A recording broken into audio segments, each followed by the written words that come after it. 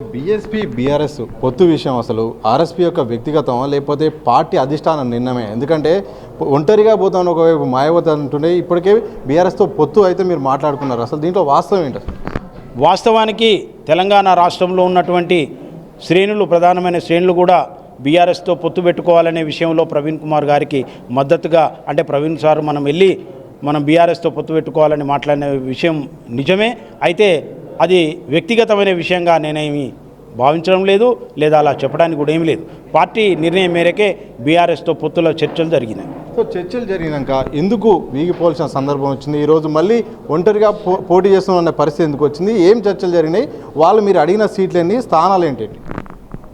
మా national coordinator Ramji Gautam గారు, నేను, మా రాష్ట్ర ఉపాధ్యక్షుడు దయానందరావు గారు, వీళ్ళతో పాటు మేమందరం ప్రవీణ్ కుమార్ సార్ నేతృత్వంలో మేము కేసీఆర్ను కలవడం జరిగింది.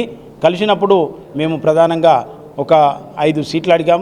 కనీసం లాస్ట్కు 3 సీట్లన్నా మాకు కావాలని అడగడం జరిగింది. ఆ 3 సీట్లలో మేము అడిగినటువంటి స్థానాలలో ప్రధానంగా ఏంటంటే ఆయన 2 ఇస్తానన్నాడు. 2 అన్నప్పుడు కూడా మేము ఒకటేమో నాగర్ కర్నూలు, ఇంకొకటి ఆదిలాబాద్ అడగడం జరిగింది. కనీసం అంటే బయట మాకు ఆదిలాబాదులో బలం ఉంది కాబట్టి, ఆ ప్రాంతంలో బహుజన్ సమాజ్ పార్టీకి మంచి ఓట్ బ్యాంక్ ఉన్నది కాబట్టి మాకు అది ఇవ్వండి అని చెప్తే కేసీఆర్ గారు మళ్ళీ నేను రేపు చెప్తామని చెప్పారు. మాకు రెండిటికే మేము హైదరాబాదును లేదా నాగర్ కర్నూలు ఇస్తామంటే లేదంటే మేము మాయావతి గారికి మా అధినాయకురాలకు మేము చెప్పాల్సి ఉంటుంది. మేమైతే మాకు కావాల్సింది మాకు ఆదిలాబాద్ అండ్ నాగర్ కర్నూలు అని అడిగాము. తర్వాత మేము అడిగింది కాకుండా వేరేటి ప్రకటించినప్పుడు బహన్ కుమారి మాయావతి గారి నోటీసులోకి వెళ్ళింది ఈ విషయం. అప్పుడు వద్దని చెప్పడం జరిగింది.